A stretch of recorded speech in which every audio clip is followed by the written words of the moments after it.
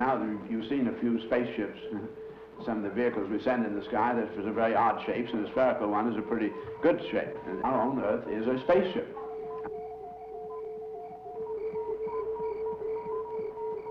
It's a spherical spaceship, only 8,000 miles in diameter. We're zooming through space around the sun 60,000 miles an hour. And the galactic system itself moving fantastically from the other nebula. Our total speeds get up into fantastic kinds of hundreds of thousands of miles an hour.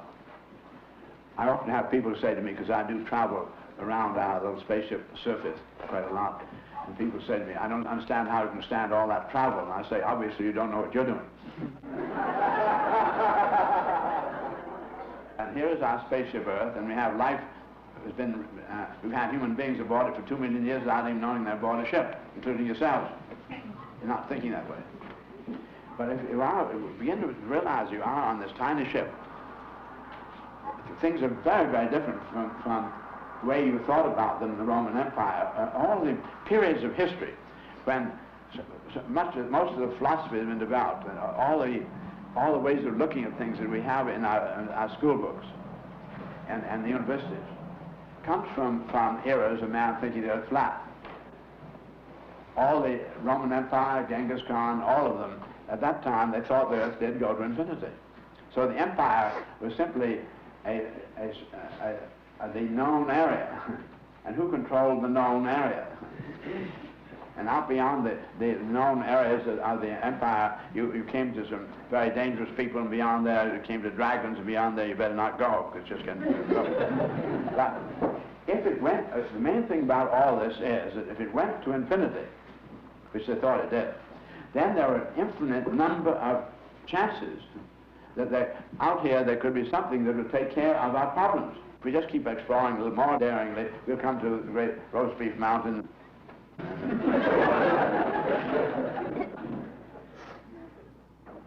We have with us today an unusual person, rather a remarkable person. Mr. Fuller is described as an architect. He is that because of his intense concern with living space. But he is something more than an architect, because his obsession is with the architecture of the universe. We all have heard of Mr. Fuller's invention, the geodesic dome. It is now seen all over the world. It is a brilliant use of space and material. Then the world map and other items. But what is far more important, Mr. Fuller has shown how to get the maximum from the minimum material by making the most intelligent use of the resources available on Earth. He has often spoken of how he was born with the handicap of farsightedness. As a child, he could see the far-off things clearly. And as a young man, he lighted upon the idea that if Einstein is more right than Newton, then the mind ought to live in tune with the speed of light. Synergy means behavior of whole systems unpredicted by the behavior of their parts. The most extraordinary example of it is what we call mass attraction. One great massive sphere and another massive sphere hung by tension members are attracted to one another. We find then there's nothing in one sphere in its own right that predicts it's going to be attractive to another. You have to have the two. It is then the synergy which holds our Earth together with the moon, and it is our synergy which holds our whole universe together. Synergy is a companion word to the word energy. Synergy means behavior of whole systems unpredicted by behavior of any of the parts. It's the only word that means it. The fact that humanity is unfamiliar with the word means that humanity does not think there are behaviors of wholes unpredicted by parts. The very essence of our solar system or whole scheme of our universe is held together by these synergetic behaviors. I became interested in what myself, as a very average, really low average man, might really have that could be turned to advantage of others. And if I could make such discoveries, and they would be really experimental, they might this might open up other people making such discoveries, because what I was hoped to look for was not recognized in any school or any of the conventional ways of treating with young people. And I saw young people really discouraged on beautiful spontaneity in the child that was continually frustrated in one way or another. So I said, as much as the parents are part of the environment of the child, I've got to do something about those parents. For instance, a mother is very tired, and she's also worried how they're going to pay the rent. and the child does something, and she doesn't understand, and she just reflects it by taking it out on the child. Happens many, many times.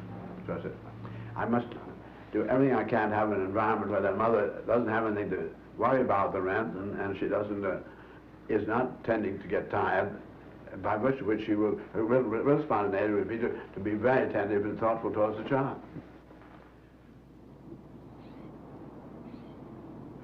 In 1927, I was completely inspired by the birth of a new child, our first child having died 5 years earlier. And I had good cause with our first child to feel that children are endowed with a great deal more than any of us know, that every child may be born a great genius, that they simply lose these faculties of genius at an early age due to the non-realization of their presence by the parents and to environment. I said, I'm really going to give the rest of my life to the new young life. I pledged both to my daughter who died and the daughter who's now born. I was committing myself to humanity. Money, I think, is absolutely irrelevant. I see it's really man and his environment in his time, and you can get the environment to begin to do work with you. I had to expand what I'd already learned by a great deal. I had to unlearn a great deal that I had already been taught. I'm aiming at the kid to give it that maximum chance, so it won't be misinformed and can get all the information it does want and does need in order to be able to understand this universe and operate spaceship Earth properly within that universe. How do we, within that big context, find out how we use our mind, our experience, then to its highest advantage for the others in the shortest possible time? That was a challenge. Out of this, then, in due course, came a great many designs, because I said, I'm committed myself to reforming the environment, not reforming the man. Absolutely confident if you give him the right environment, he will behave favorably. And I know that I could, by employing the kind of capabilities I've learned, that are employed in building a battleship, how you do more with less.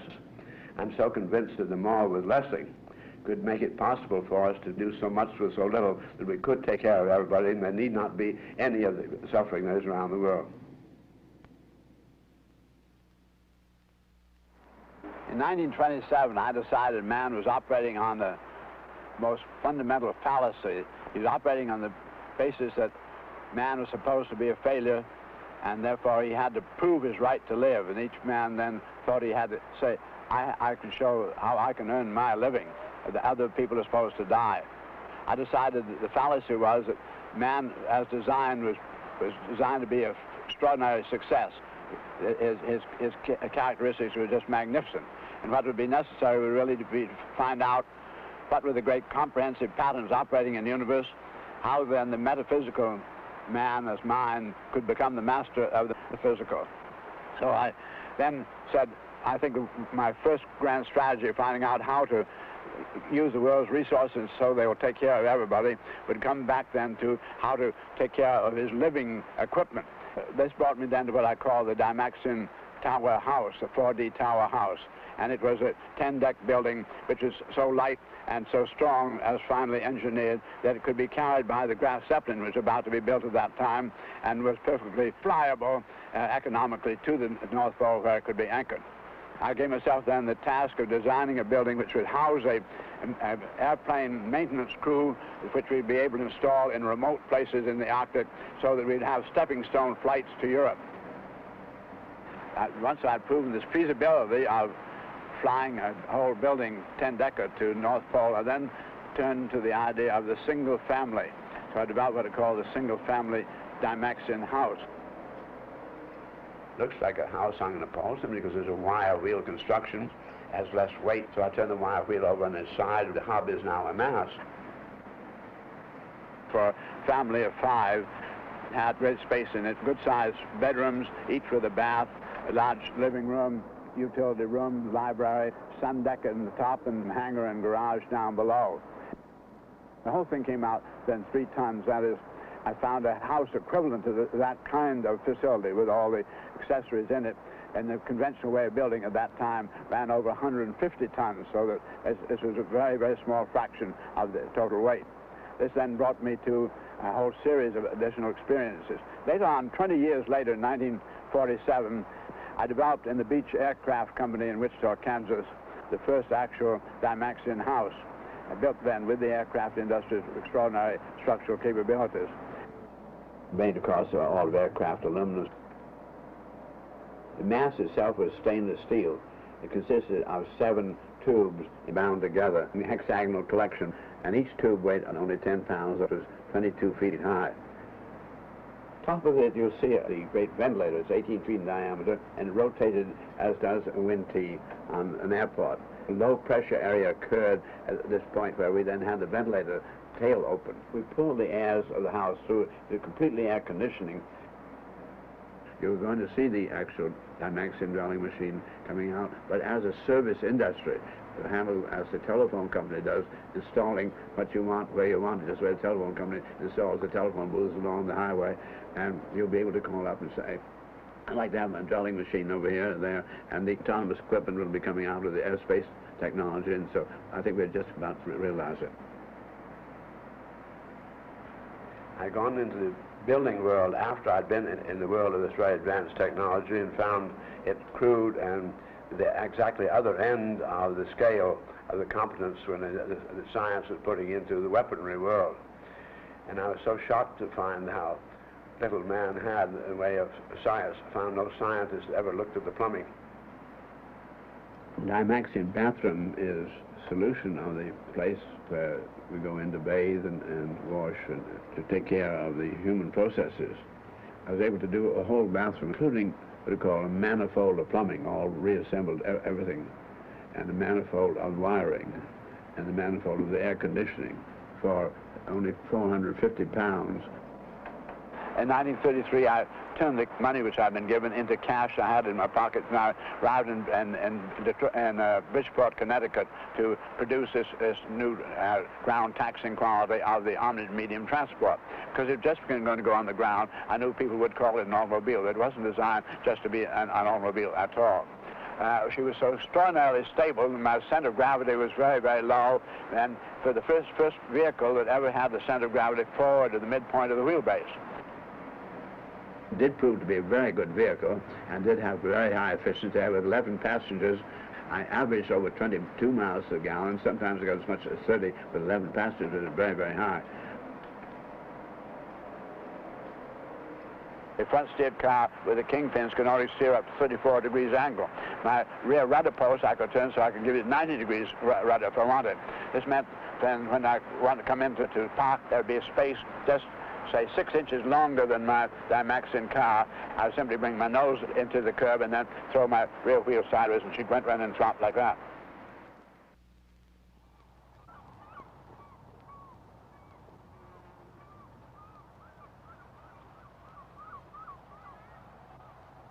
Look at all the seals down there on Bear Island Ledge sunning themselves in the...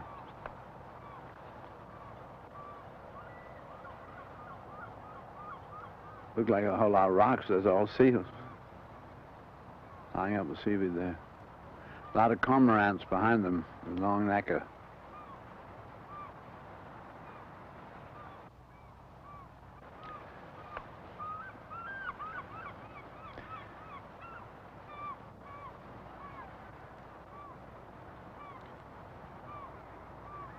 In approximately all of the yesterdays of known 2 million years of man on Earth, man has been so very busy satisfying his innate hunger, thirst, reproductive urge that he's had very little time for questions about why man happens to be in the universe. But today we have so much of our environment under control that our young world has considerable time. A great deal of the problem of young world today is trying to think about how they happen to be here, and is it worthwhile now that you do have some time on your hands? What ought you be doing with it? I find that there's never been very much more of opposing of the question than that of Shakespeare when he spoke about man as a theater goer, to be pleased or displeased with his play of life.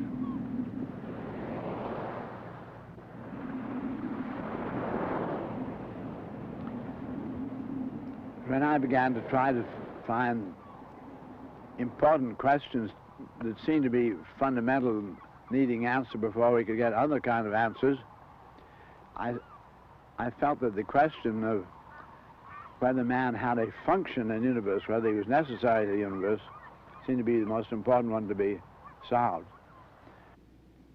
To understand man's function in the universe, you'd have to have immediate reference to the most important scientific findings of our recent decades. Just in the last decade, we've come to the understanding of the astrophysicists, those are people, the physicists who are dealing with the very largest patterns of all the energies and all the stars, as well as thinking in the terms of the atoms. An astrophysicist, being a physicist, he's concerned with the nucleus, but he's also concerned with the very largest, so he's both macrocosmic and microcosmic.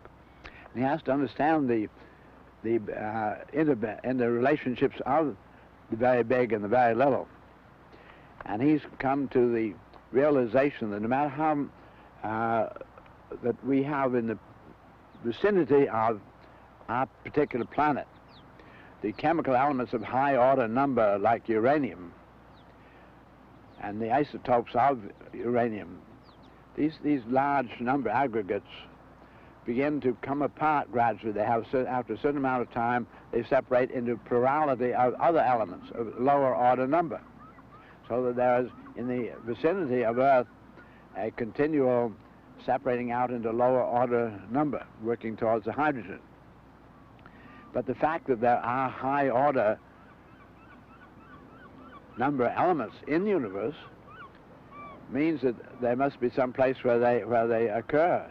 So the astrophysicist, dealing in both the stars and the nucleus, feels that it's very probable that the high order number elements have been the consequence of the very powerful forces operative in the star, where not only do you have the great explosive forces outwardly, but there has to be, every action has a reaction, so the implosive forces, and then within the implosive forces of those stars, we get the higher order elements.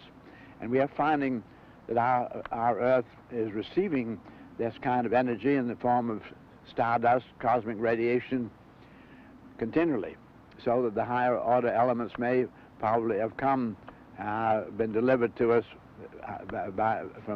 from our celestial resources.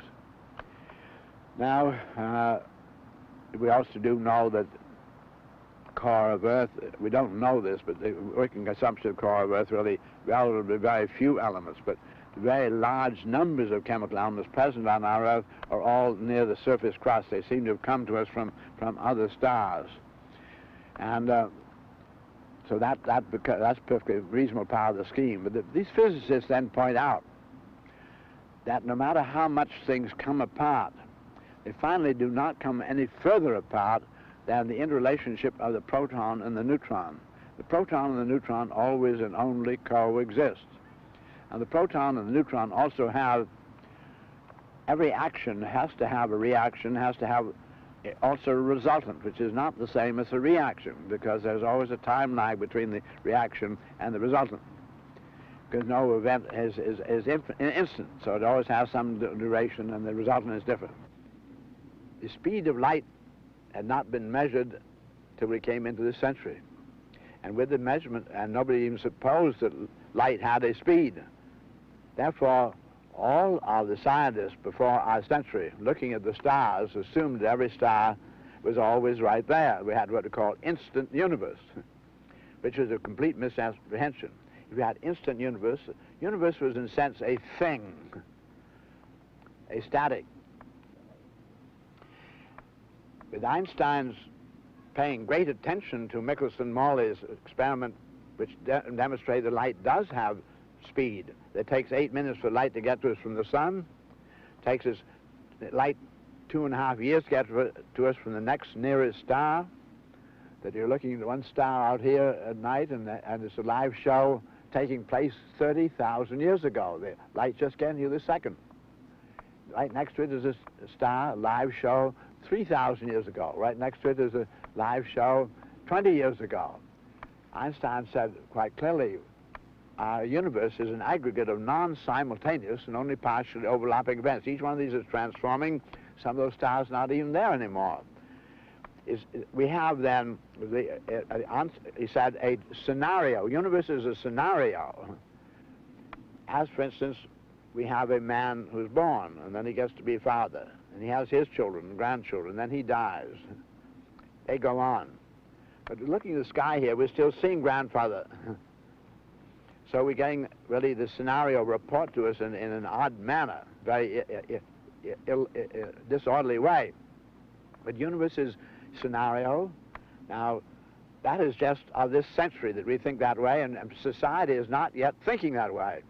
Also then, in view of the entropy, Einstein said, I see that this child is growing up and getting bigger. Therefore, I don't think, as the scientists had been thinking up to then, that energies were always, the universe is running down.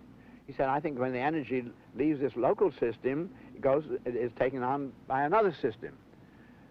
Scientific review of experiments shows that's exactly what was going on. So only in this century have we come to discover that the energies are not lost, the universe is not running down, and our new norm is Einstein's norm, which is that energy is always transforming, and the very highest velocities at which things can transform or change, the rate at which energy goes right away from itself radiantly, which was at the speed of light. So 186,000 miles a second is normal.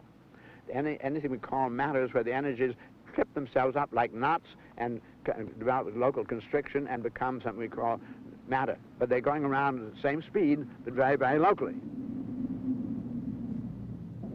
Every local system giving off energy then must be affecting other systems. We find this is exactly what goes on. All the living creatures, for instance, are continually affecting the environment. The environment becomes changed, and the changed environment affects the creatures. This is the way in which the universe is evolving. Therefore, change is constant and change is normal. It's only since Einstein that change has become normal.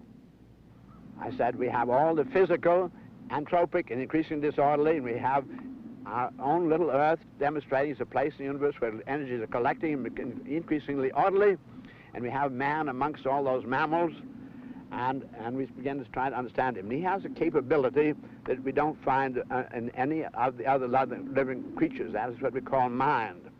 Now, we have this whole phenomena of just being able to communicate. And I would come then to something I did this year. I spoke before the American Association of Neurosurgeons. There were 2,000 of them in Chicago in their annual Congress.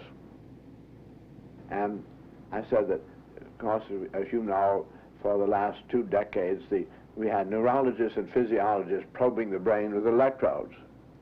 These men who've been doing so have discovered a great deal about the process, this information handling and storing that goes on here, and communicating as it does.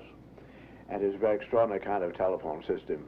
And they say, however, that regarding this total system, that it's easier to explain all the data they have if they assume 2 prime variables, one which they'll call mind and the other brain. It's easier to explain all the data with 2 than it is they assume only brain.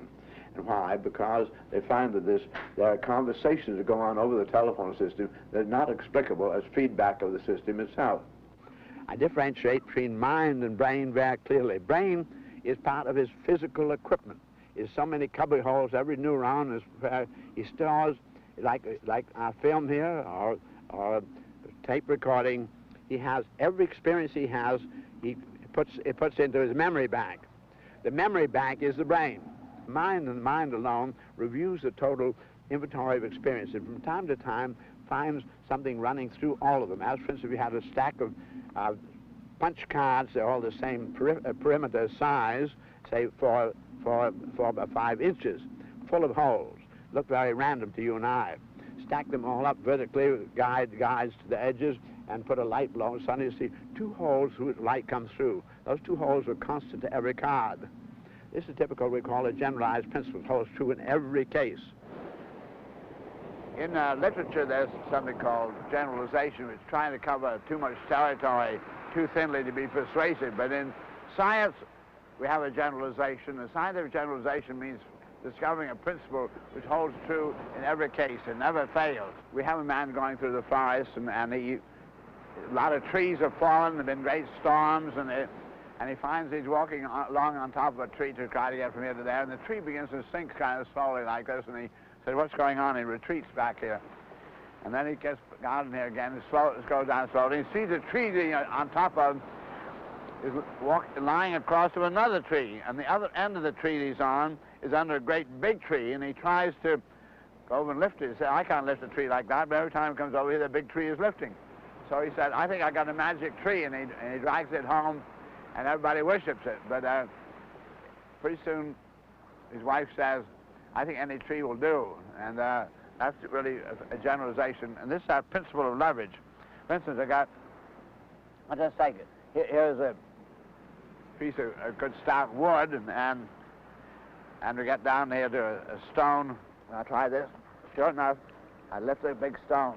Whatever the distance from the fulcrum to the load is your basic increment. Come out 1, 2, 3. I'm now able to, my effort will lift 3 times my own weight. It doesn't have to be wood, it could be reinforced concrete. That's the typical generalized principle. Not so many of them, they're all interaccommodative, and they work anywhere in the universe. Take a piece of rope. And I take this piece of rope and I begin to tense it very, very vigorously.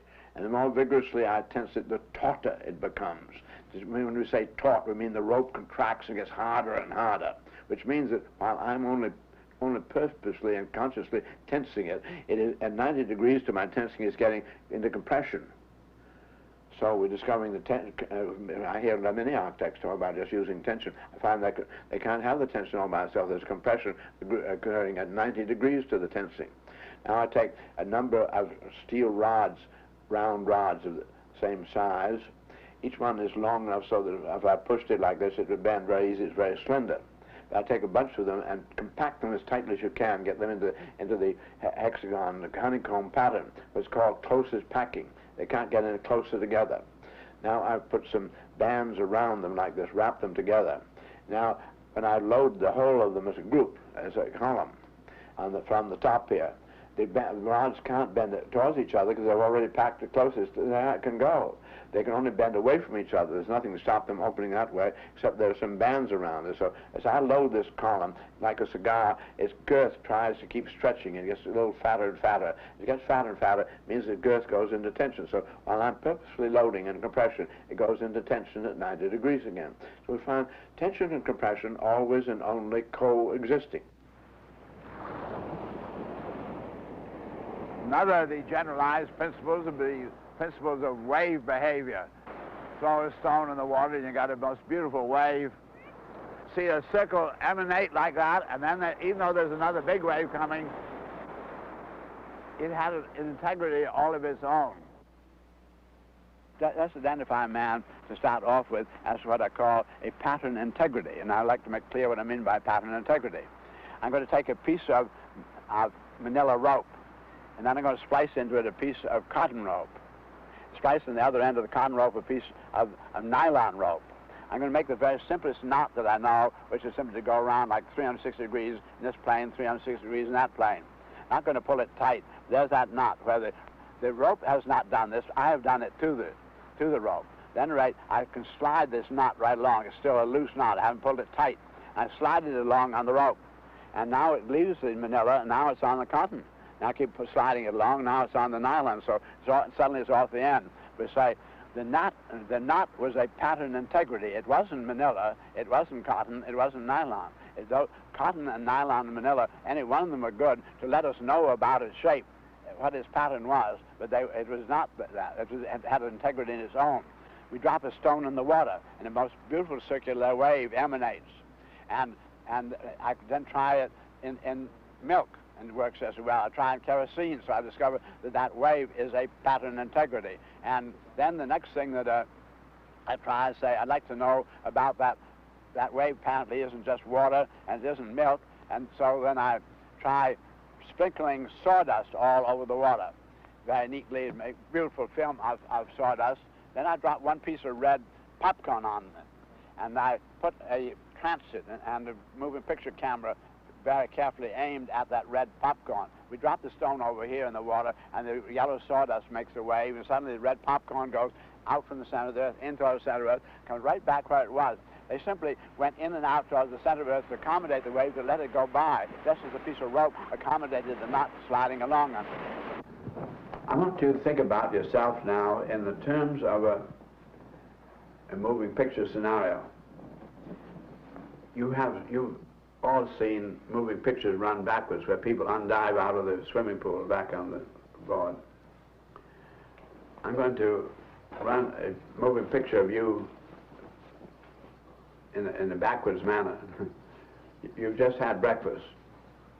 Now I'm going to run the picture backwards, and all the food comes out of your mouth and on the plate, and then the plates go back up onto the serving, and then they go back in the things on the stove, things go back in the icebox, they go back into cans, they come out of the icebox and in the cans, and they go back to the store, and then from the store go back to wholesaling, then they go back to factories where they're going to put together, and then things go back into trucks and then ships, and then they finally get back to pineapples in Hawaii, and then they go, the pineapples separate out and go back into the air, the raindrops go back into the sky, and so forth. And within a very fast, accelerated reversal of a month, practically everything has come together that you now have on board of you, which is gradually beginning to be your hair and your skin and so forth, was a couple of months ago, some air coming over the Himalaya mountains and so forth. In other words, you got very completely deployed, and so I want to begin to think about yourself in an interesting way, as each one of these, there were trajectories. If we'd had a tracer, some way of putting tracers on to make photographs, we could see these very remote chemical elements gradually getting closer and closer together, and finally getting into these various vegetable places, and in the roasts, and in the tighter in cans, getting in the store, finally getting into just being me, and that being temporarily my hair, my ear, some part of my skin, and then that breaks up and goes off and gets blowing around as dust. In other words, I'm coming to a concept of each one of us being a very complex set of slip knots sliding along on a very complex pattern integrity which you're born with.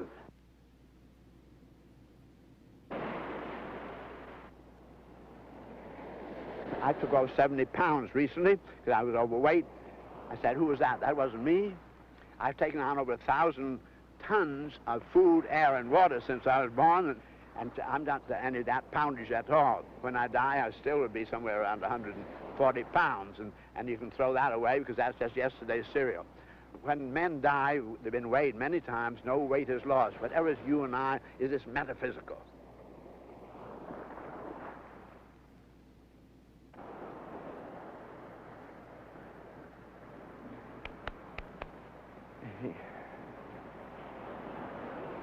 Every wave in the universe has its own integrity.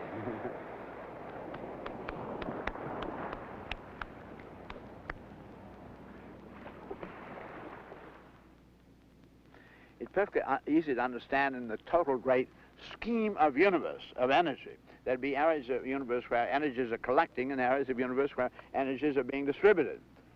The geophysical year, we received, it was found by the scientists around the world, we were receiving somewhere around 100,000 tons of stardust daily. This is out of that stardust on the surface that we begin to get the chemical combinations that make possible growth, and finally we get these little turf covers, where then finally biology gets going as grasses. We also receive enormous amounts of radiation all the time, We call it cosmic radiation coming from the other stars. The sun, of course, is a star, is the nearest one. So the sun radiation is by far the most prominent of all of our energy receipts. And the energy from the sun is not just reflected from our ball as if it was polished mirror sphere, which would reflect that radiation away, not take any in. Then, right, our Earth is impounding enormous amounts of that sun radiation. First in the atmosphere. How does it happen? The Van Allen belt begins to bend the radiation, and then the atmosphere bends it even more. Our very spectrum colors, the blue is a consequence of it, the blue of our sky, and bends it more and more. And when you find it gets 3/4 of Earth is covered with water, it gets the water and bends even more. And you just put a stick into the water and you see how optically it seems to bend. So the series of these bendings finally gets it moving approximately horizontally going in the circumference of the Earth. So it's enormous amounts impounded as heat in our water and in the atmosphere, and in the water it gets into the Gulf Stream and the Japan current and so forth. Now, we have then clearly our planet Earth is a place where energy is being inhibited, where energy is being concentrated and collected, as in that stardust. On the Earth, then, we have operating in this stardust collection at the surface of it are biologicals. And in the sea, we have the biologicals as algae, and on the dry land here, we have the vegetation. You and I can't take in enough energy through our skin to live on. In order to have something we call life, it must be regenerated. And because every system is entropic, life must take on much more energy than it gives off. So we have to have ways in which you can take the energy in. Now, radial is all invented for us. In fact, it's all invented for us. We didn't have anything to do with our ability to digest food or to have hunger at all, or to be thirsty and take on the right waters, or to breathe in our air, to oxidize. All those things were all invented for us. And the things we need chemically to do it were all there waiting for us. And I find then that man, having to be regenerated and having to take on energy and can't take it in enough through his own skin, and the only place where we can get our energy from is from other parts of the universe, primarily from the sun. It's very interesting then to discover that it's already been designed to have these trees and all this grass is here. I'm looking over 1 million blades of grass right in this tiny little area, all designed to get the most possible surface to impound the most energy. And impounds it by photosynthesis. The photosynthesis is a beautiful chemical process converting that sun energy into beautiful molecular structures. Now, we were looking for a phase of the universe where things are not only contracting and increasingly orderly, nothing could be more orderly than beautiful molecular structures. We find all the vegetation is all anti-entropic.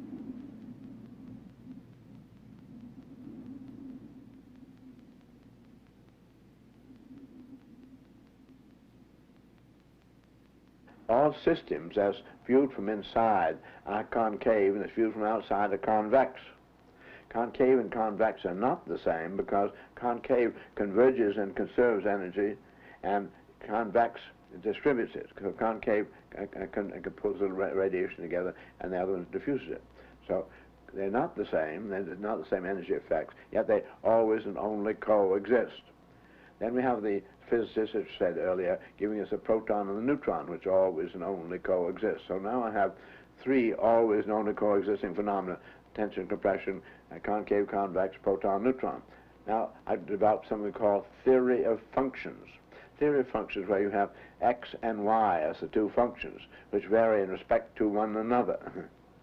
And I find then that we can have then x stand for the tension, or for the convex, or for the proton.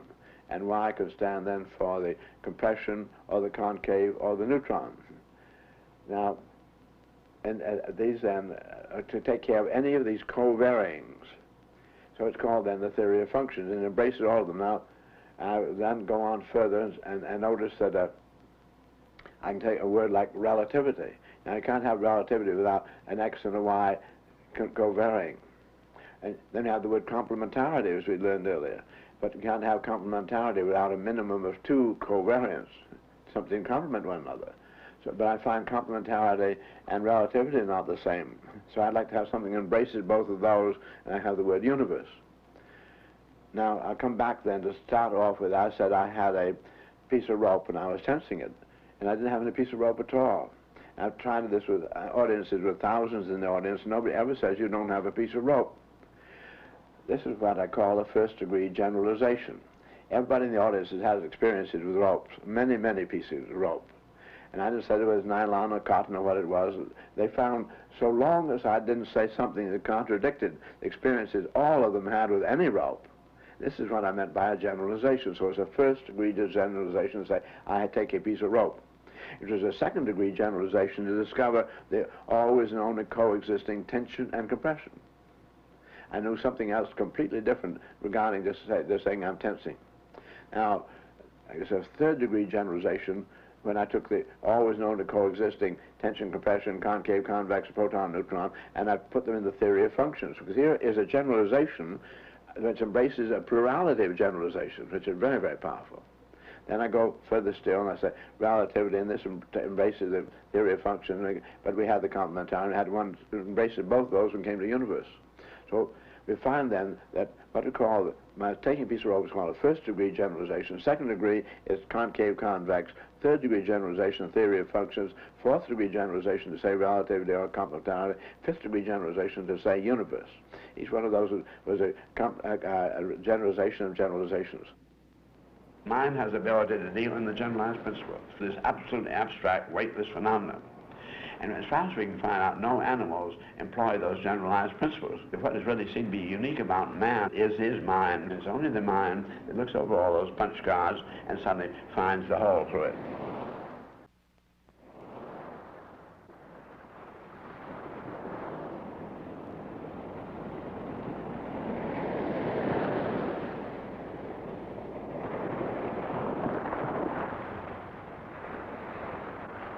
I remember the first time ever looking back in the wake of my ship and seeing all the whiteness and the foam, and I said, that's white because it all consists of bubbles. And I said, how many bubbles am I looking at? And I find I'm looking at fantastic numbers of bubbles. Here comes in this way. Look at all this whiteness, all those bubbles. Beautiful, beautiful bubbles, every one of them. I said, now, I've been taught in school, in order to be able to design, because a bubble is a sphere, you have to use pi. And the number pi, 31416, on and on goes the number. We find that it cannot be resolved, called transcendental irrational. So I said, every time nature's making one of those bubbles, how many places she carry out pi before she discovers you can't resolve it? And at what point does nature decide to make a fake bubble? I said, I don't think nature's turning out any fake bubbles. I think that nature's not using pi. So this made me start looking for ways in which nature did contrive all of her menstruation, her spontaneous associations without using such numbers. And I'm quite confident I really have found her coordinate system where she doesn't have any irrationals whatsoever. Because in the chemistry you find her associating H2O, not H pi O. Always whole rational low order numbers, all of associating dissociating.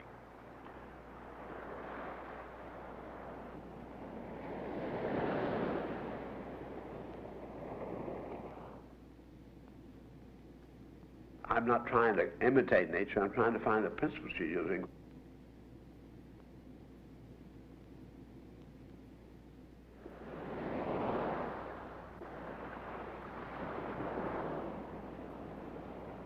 Now get that seaweed is kind of most extraordinary structuring.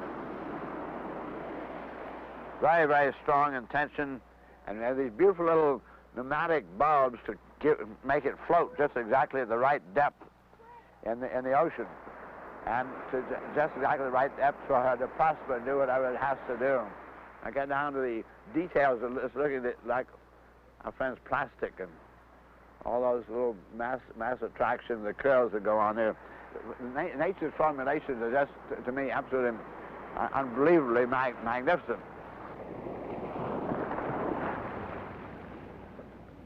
And I asked if any of them in the audience, as scientists, would any of them say they did not see the sun going down?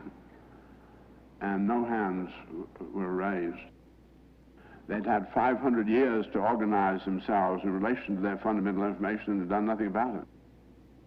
Having taught our children about arithmetic and having given them a chance to draw pictures, we then say we will show you how you can coordinate that picture with arithmetic and to be able to make some calculations, something we call then geometry.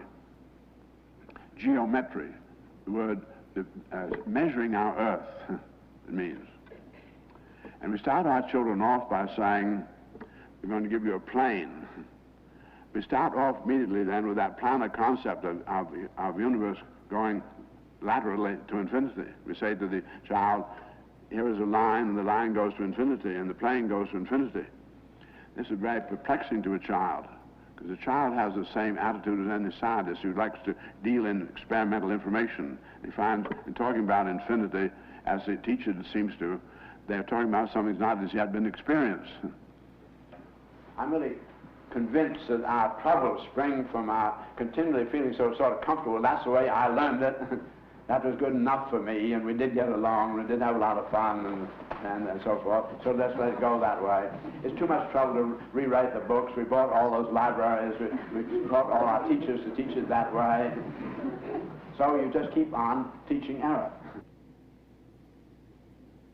And the plane geometrical figure is described, for instance, as a triangle. A triangle is an area bound by a closed line of 3 edges and 3 angles. A circle is an area bound by a closed line of equal radius from a point. A square is an area bound by 4 equal length sides and 4 equal angles. All of the geometrical figures are areas bound by a closed line, which is then teaching our children that that which is reliable and computable is always on one side of the line only. On the other side of the line, we don't have any definition. Why? Because it goes to infinity, therefore it cannot be defined. Because of our starting with plane geometry and the nonsense of infinity, we have given then a basic bias. We start our children off then, only our family is safe. We're on the understandable side of the line. Our town, our country is always that way, this bias. Now, when we do deal in what we call systems, and systems are conceptual and they subdivide total universe into without an outsideness and an insidedness and a little bit of the universe which is the system itself. And systems return upon themselves in a plurality of directions, whether they're spheres or cubes or crocodiles.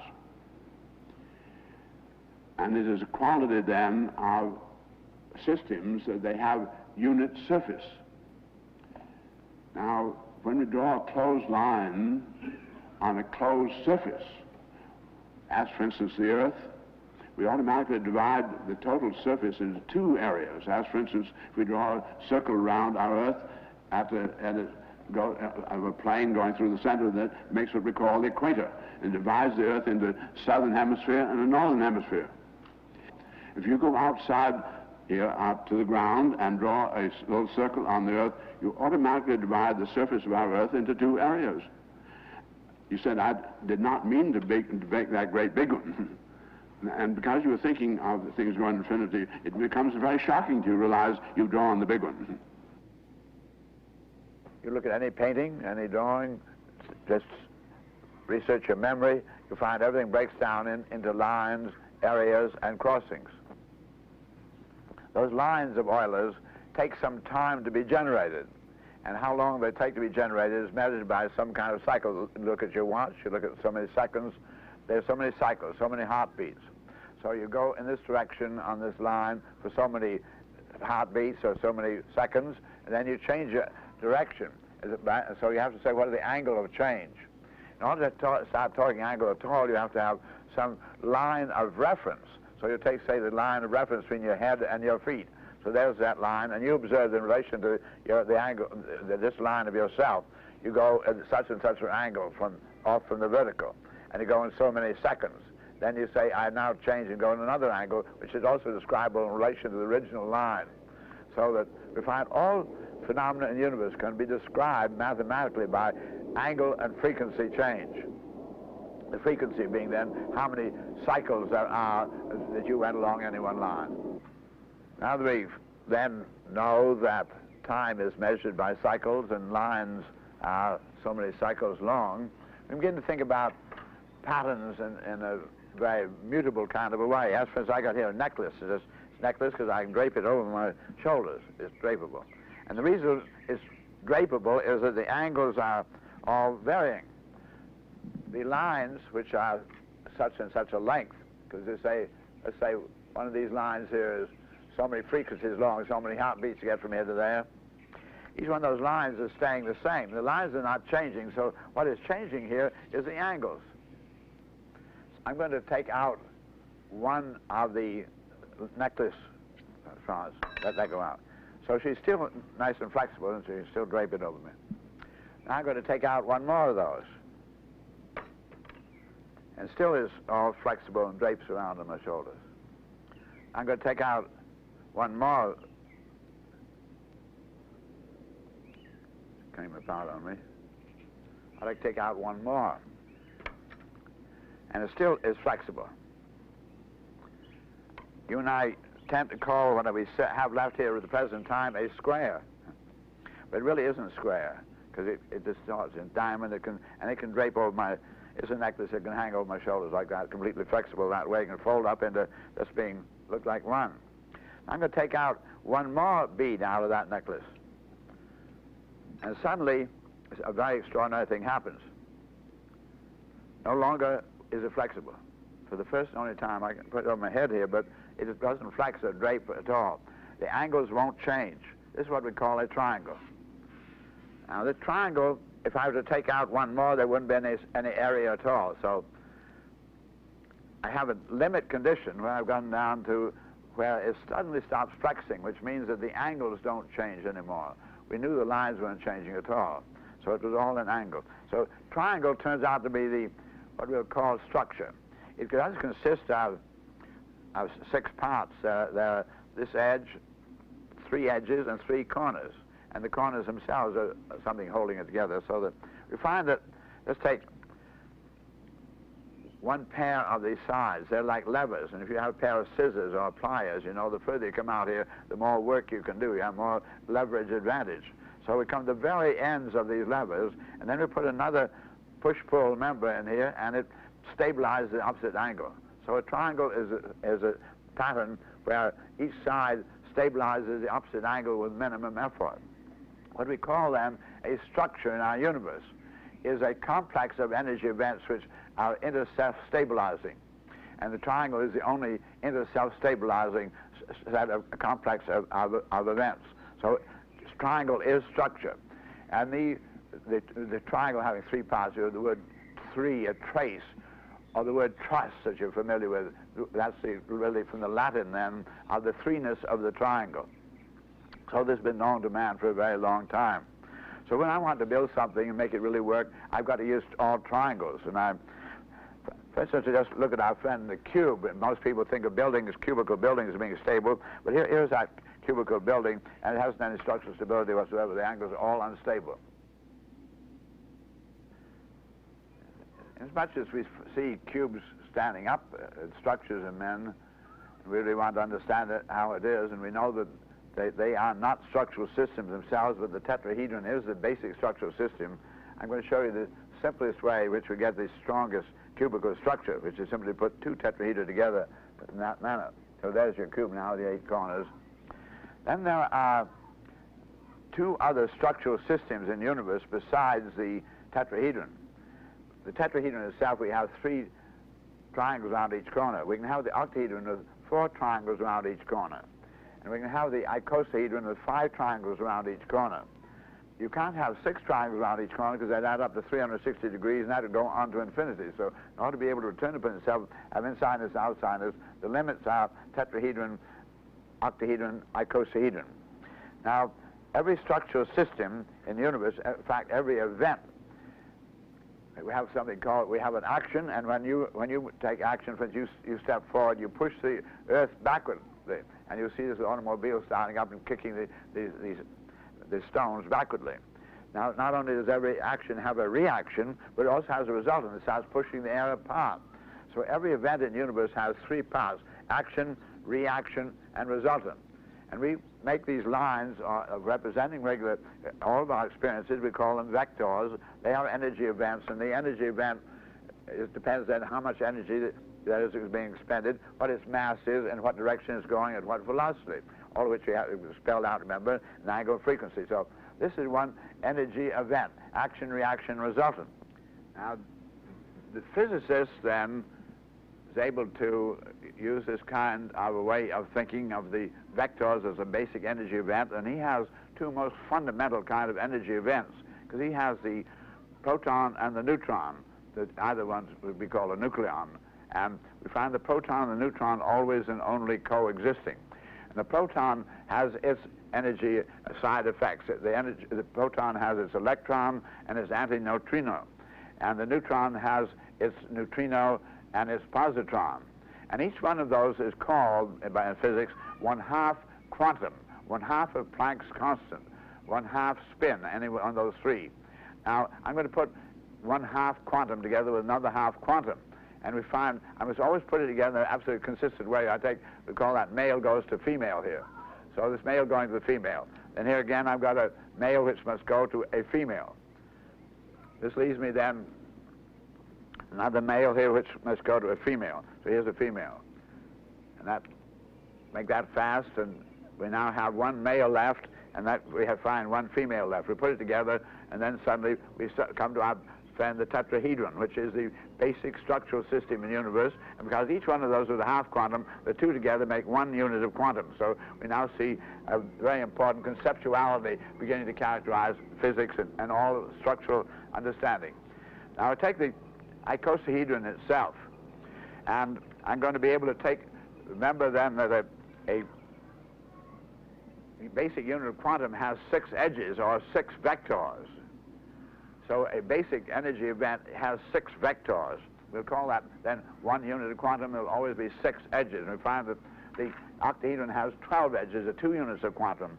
The icosahedron has 30 edges, and 30 divided by 6 means that 5 units of quantum. And the tetrahedron by itself has then 6 edges, or the 1 unit of quantum. If I use the volume of a tetrahedron as unity, the octahedron has 4 volumes, and the icosahedron has almost pretty close to 24 volumes. So that for 1 unit of quantum, which is 6 edges, to get 1 unit volume here I get, however, 2 units of quantum, giving me 4 units of volume, and here I'm getting 20 units of volume for 5 units of quantum invested, so that we get the most volume with the least quantum in the icosahedron. So that becomes then a very basic structural system. I use it for geodesic domes, and nature uses it for all of the protein shells of all of the viruses. Remembering then our 6 units of vector edge give us 1 unit of quantum, I'm going to take 1 unit of quantum out of the icosahedron, which has the 30 edges, or 5 units of quantum in. I'm going to take one and just leave it 4 of them in. So what I have to do is to go around taking out 1 bar like that. Then I'm going to have to take out another bar over here. And I come around and take out another bar over here. I go into the other hemisphere, opposite that triangle. I've taken out 3 so far, and I want to leave this way, so I now take one out here. I take this one out here. That's 5. Need 1 more to be removed, and here it is. So here we now have what they call the vector equilibrium with 8 triangles and 6 squares. Now I'm going to articulate it. I'm going to take this top triangle, and it must be lowered towards the triangle on the table, and the triangle on the table mustn't twist, and the triangle up here mustn't. Just simply lower towards it. So So as I start to do that, here we suddenly become the icosahedron stage. Then I keep lowering, the point still stays out towards you, and lower, lower, suddenly becomes the octahedron. So we see a complete transformation from the vector equilibrium through the icosahedron down to the octahedronal condition. Now supposing, and we see all the vectors have been doubled up, all the edges have been doubled up, so this is very powerful. Now supposing this were a force, if I pull on it here, this forces it to contract. Supposing this were revolving in space, a whole group of stars, and another great star group here made a mass attraction and simply retarded this thing, then it would force it to contract. Now supposing this contraction, then the direction I see it coming around towards me like this, now this would make this top suddenly twist, torque, and plunge through in this manner to become the tetrahedron. So now we've gone through a great, complete set transformation from vector equilibrium through icosahedron, through octahedron, down to the tetrahedron, or the three basic structural systems in the universe. And now we see all of the vectors are fourfold. This is the way we go, for instance, from carbon, which is very relatively lightweight and soft, down to very hard diamond by getting into a doubling up of the vectors of the edges.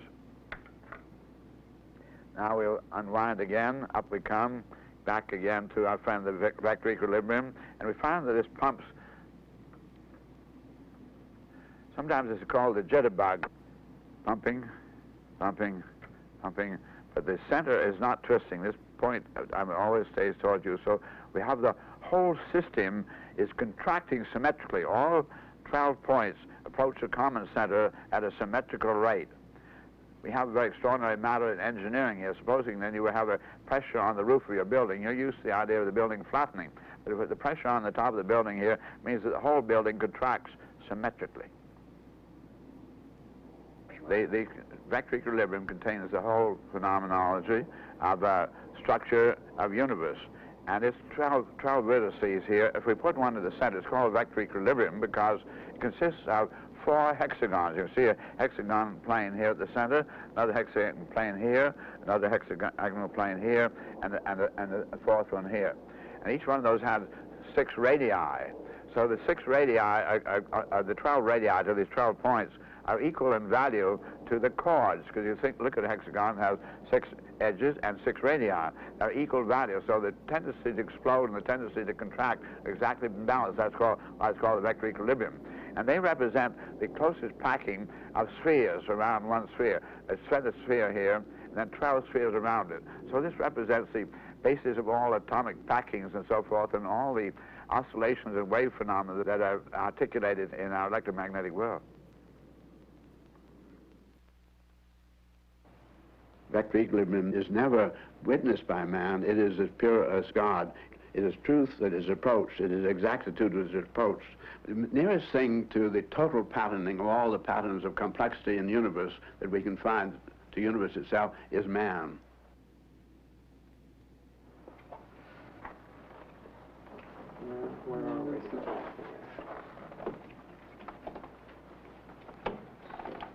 You know what you could do, Dale? I can see you keep reaching, and I was thinking you kind of keep reaching Antarctic and going off. And this is pretty good. I call it the inventory of world resources, human trends, and needs. It is my headquarters. So now I can see all the world at once without any visible distortion of the relative shape or relative size of any of the data. Now this is very convenient because also I've been able to do it in such a way what we call the sinuses, where it breaks open. All in the water, so there's no breaks in the continental contours which we have in all of our world maps. So now you can see the whole world at once without any visible distortion, without any breaks in the continental contours, which means I have one world island and one world ocean. This gives me a basic background against which we're going to study resources, pollutions and so forth. We really want to know percentages, and if you put it on a background that's very distorted, such as the Mercator map, it's you don't get the right information. But because there's no distortion, if I find out where the demographic center for all the human beings are, and I put on 1,000 pins representing each one would be 1/10 of 1% of humanity, where he actually exists. I put him on this background, and this really is accurate. So any percentims that I put on here really can be read as percentims. If math was very distorted, you wouldn't get that sensation. So this makes it possible to really study world problems and get to the pollutions and resources and so forth. This is fundamental. Each pin here is 1/12 of 1% of humanity. I want you to get a little feeling by looking at it of the really how sparse the population in America is. About almost the same kind of density in South America, but then look at this fantastic, how Europe, concentration of people in England, concentration in Western Europe there, Italy not so bad, she's thinning down as she gets in Russia. Then there's vast distances, incidentally, between where Russia exists and where India and China are. But when you get to this area here, here's half of all humanity. Boom, just look at them. In China, the first movable type appears. You find the first balloons. You find the quaternary alloys, 2000 BC in China. Industrialization really starts there. The differentiation of tension, compression, the beautiful sails and masts, and then that went westward around the world, improving metal workers in India, getting even better in Europe with their armor making and so forth. Then they got in beginning of real industrialization. Here all the great scientists are all right in here. What is going on here is not only the accommodation of my own world around activities, which are becoming large, and I literally do live around the world, but also I have this unique function of opening up new frontiers.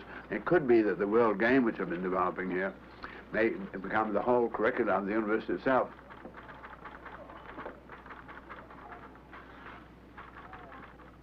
My subject is that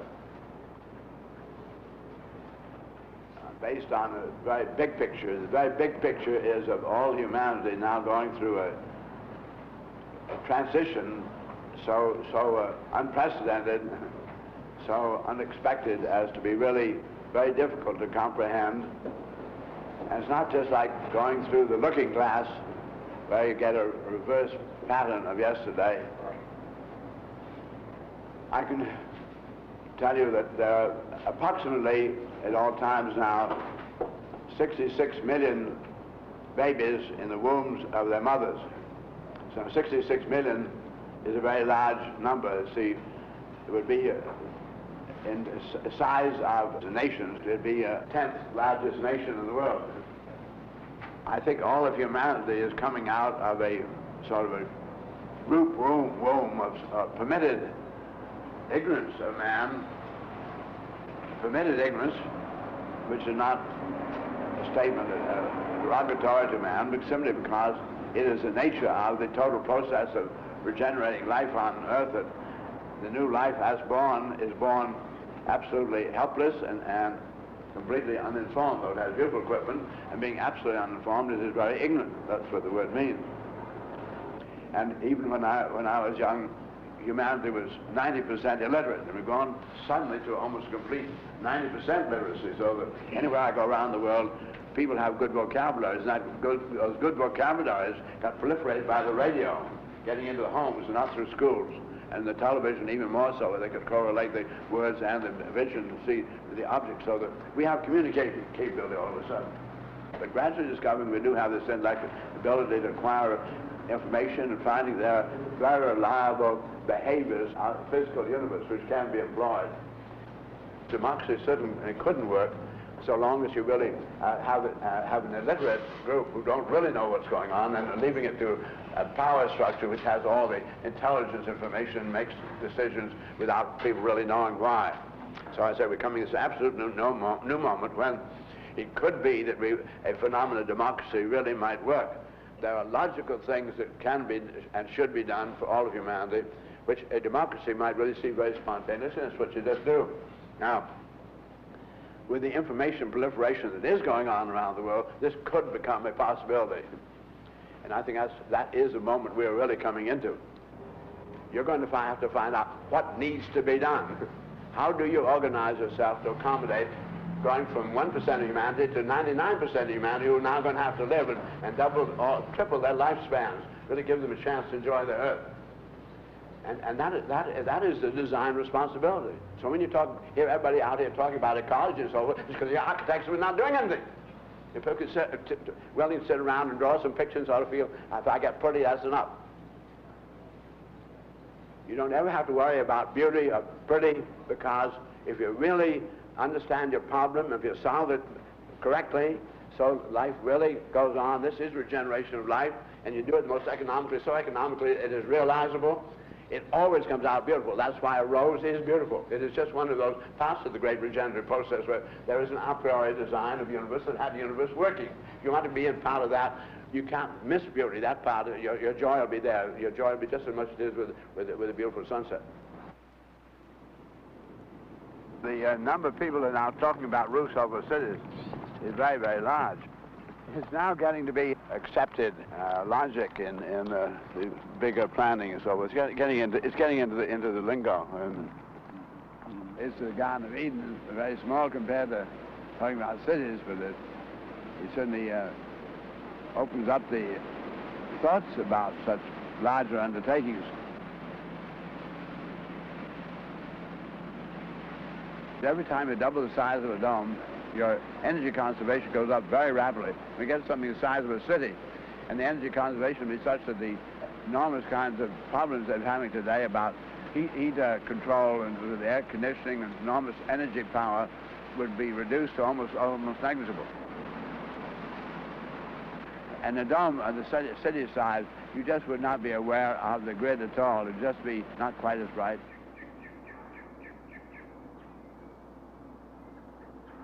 In this expo dome, we have a three-quarter sphere, so the walls start going away from you, and there's a very extraordinary psychological effect of this releasing you.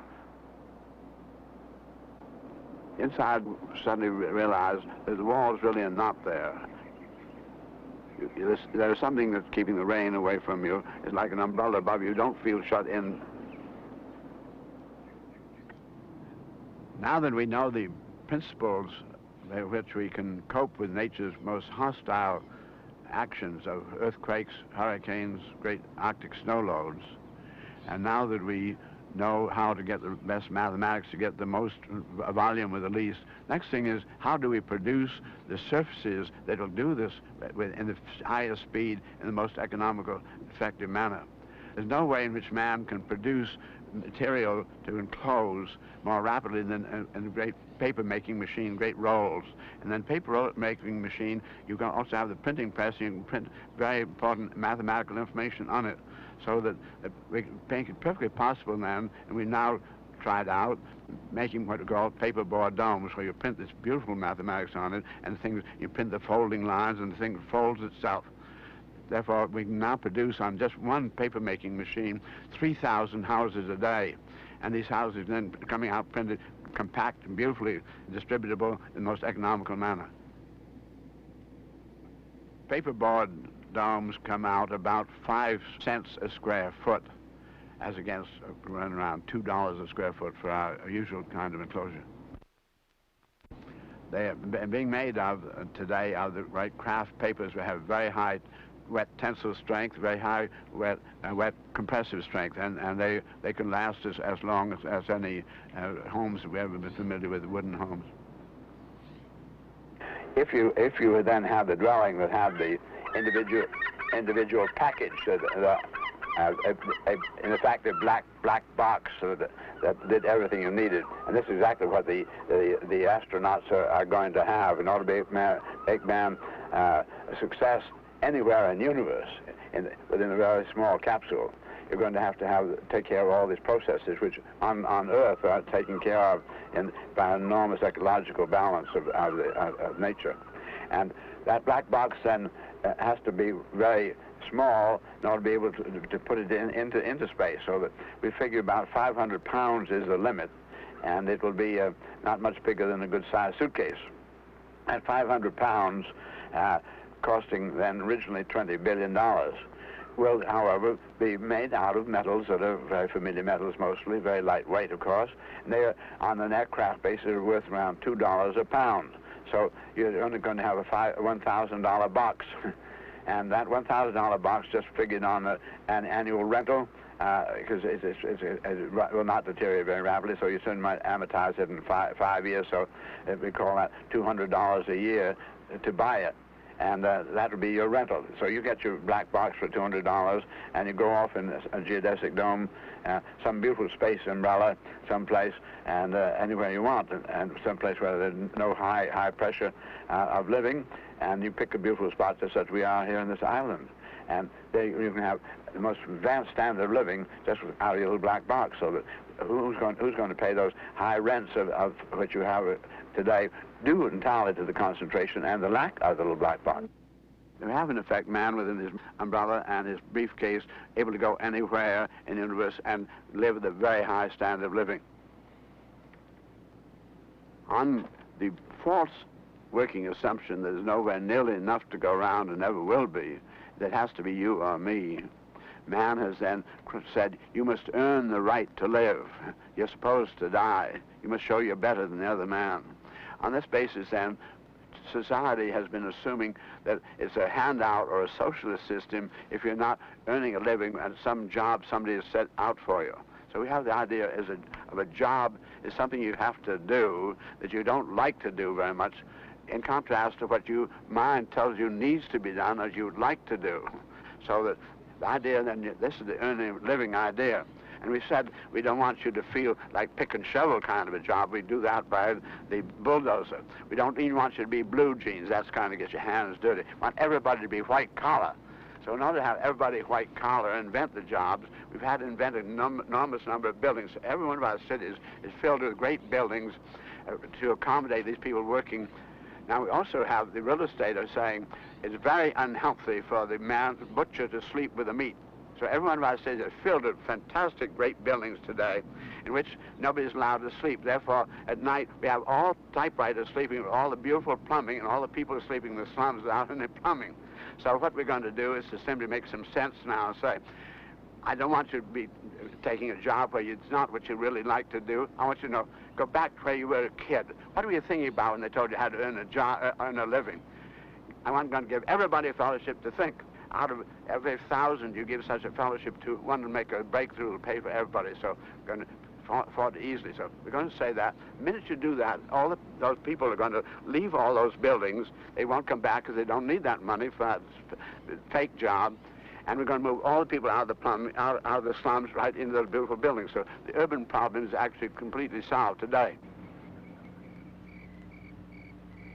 People say to me, I wonder what it'd be like to be on a spaceship.